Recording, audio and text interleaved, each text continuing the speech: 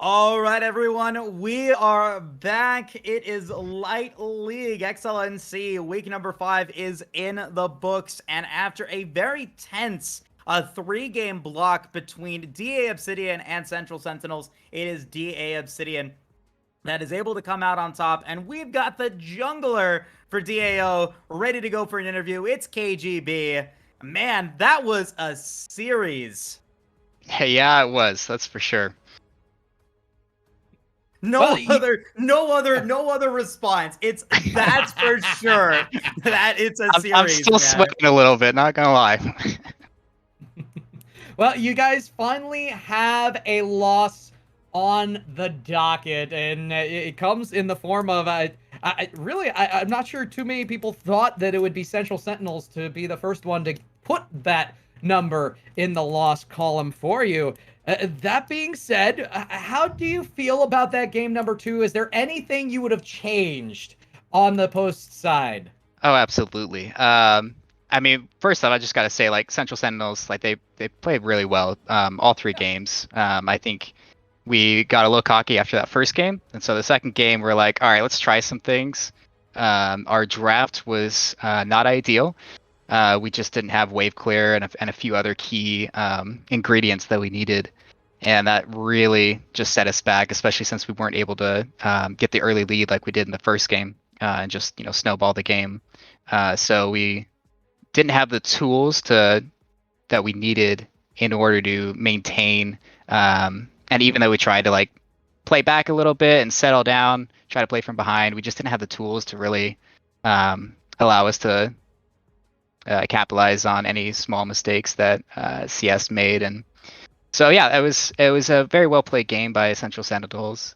Personally, I think I played pretty poorly on that second game. I was a little behind, and Lecce definitely ran me through the ropes on that one. So kudos to him. Most definitely. I mean, that Diana was extremely strong. I mean, it was the reason why Central Sentinels won game number 2. I felt like, I mean, yes, they had the misfortune that was there, but I mean, really at the end of the day, Leche's Diana did give you a jungle diff, I think, for the first time in the league here, KGB. I mean, moving forward though, we got to talk about your J4, man. Like, your Oh, can, Jarvan. can we can we not? So I get to play it again? What? Oh, Oh man. We just got a shout out. You're almost at 25 assists a game on your J4. What's the secret as a jungler to get to those high assist counts? Um, have an amazing supporting cast and just run around and gank, gank, gank. Honestly, though, it's a lot about jungle tracking and figuring out where your opponent is going, and then you either play opposite of him in order to negate any jungle diff there might be, or you just if you feel like you have a confident 1v1 or 1v2, then you just play to wherever he's going. So that really increases, assists and kills because you're playing in places where your opponents aren't ready for you. For sure, for sure. Makes sense to me, the silver jungler, of course.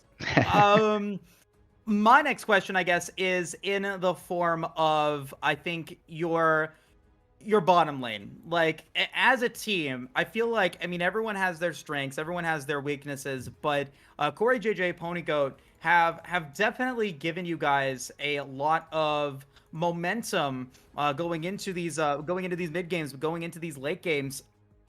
Is it weird seeing Pony Goat off the Ziggs? Well, we've made sure that he has to practice other things besides Ziggs. That way, when situations like this happen, where teams actually ban it, he's not confused and lost. So he's definitely got practice playing other things, and we forced that on him on like every other game that we're not that it's not open. So, uh, and I mean, like you're saying with strengths, like honestly, Corey JJ is one of the big strengths. I mean, both him and Pony Goat are great down there, but Corey's very much the brains of the operation, bullying us into where we're supposed to go, and if we're not in the right position, yelling at us and getting vision and whatnot. So definitely a powerhouse down there in bot lane. I have to interject on that thought just because you all banned the Ziggs in game number 3. What was the mentality there? Because it was one that made Moose and I both raise our eyebrow. Uh, Mid lane plays that, so we want to take that away from him because we thought it was going to be a Okay. first pick. So yeah, that was the thought behind that. Makes sense. Makes sense for sure. And so now, I mean, looking into the second half of the split, definitely like I feel like at least from today's games, you guys are definitely proving yourselves as a top tier team. I'm not going to take that away from you. My question is now, you're moving into probably, arguably, the toughest back half out of any team in the league. Grin Reapers next week, Team Ambition Golden Age, into Lotus Black, into Cape Dogs Unleashed. What's the mentality? What's the strategy moving forward? Are you even thinking about that right now? Or is it just, going into the games and just having fun? Well, I've had about 30 seconds to breathe after that last game, so I'm not Uh-huh. thinking about too much right now. But I think we're just planning is just take 1 week at a time. All these teams we're going to be playing are really good, and we're gonna, just do our thing. We're gonna try to clean up a few things that we definitely need to work on. I think this game was really good for us in a lot of ways. It kind of helped us settle a little bit so that we know, okay, yeah, we're a good team, but we're not unstoppable. There's things that we can work on, and it kind of takes that oh, we have to win every single game, every single objective off our shoulders a little bit. It's more of a, okay, we can breathe a little bit. We're not, completely have to be, the perfect record or whatever. So I think that helps a lot. I also think we saw some stuff that in our own play that we're like, okay, this is definitely something that we really, really have to fix. So I know there's a few things I need to clean up in the jungle. Um, Definitely a few things that I think each one of us can take away. But yeah, I think we're still very confident in where we're at, but we're definitely not settling for what we've been doing. For sure, for sure. I got one final question for you outside the Light League talk. Just in League of Legends in general, Worlds coming up. Do you watch any competitive League of Legends? Do you have any favorites to win Worlds this year? No, No. Okay. I don't. um, I'm sure it's going to be a great Worlds, and but I don't really follow that. I'm more interested in the here and now in our games. So yeah. Fair enough. Fair enough. Fair enough. Kendo, anything else for you? Any last words? Any shout outs? Because heaven knows everyone who gets in here, they love to have a few shout outs just before we send everybody off. Yeah, well, in the immortal words of the great philosopher Taylor Swift, haters gonna hate, but I'm just gonna gank, gank, gank. So we'll see everybody next week. Thank you so much, KGB. Congratulations on the 2-1 victory. Well deserved. Yeah, thank you. Absolutely. So, Kendo, week 5 in the books. We are just about to complete it. We can kind of take a look at where things have landed here in today's games. And there are some big games, some big developments that have been coming through here today. Cape Dogs Unleashed with a 2-1 victory against Team Ambition Golden Age. VBU with a 2-1 victory over Lotus Black. That is probably the biggest upset that I am seeing in the game. And then DGens being able to take a 3-0 against CB's Stonk Squad. Kendo, there's going to be some shifts, not only in the standings, but I'm sure in the power rankings moving into week 6. You're telling me the Cape Dogs continuing to keep the stocks up. That to me is extremely impressive. So I'm looking forward to taking a sneak peek inside of what happened in that matchup, because it's going to determine a long way down the road who makes the playoffs and who does not. For sure, for sure. I mean, this light league has been phenomenal so far, and moving into week 6.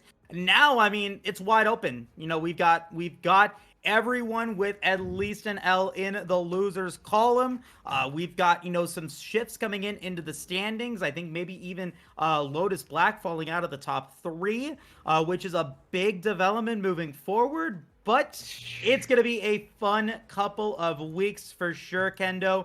Next week going to be a ton of fun as well. You guys definitely do not want to miss that one. Taking a look at the schedule.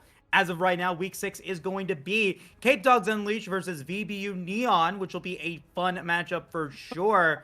But before we go, Kendo, any last words? Yeah, when you consider VBU Neon beating Lotus Black 2-1 this week, and then you throw in the fact that Cape Dogs were able to keep themselves ahead of the game and the Team Ambition Gold late season surge. Don't miss next week. It's going to be good.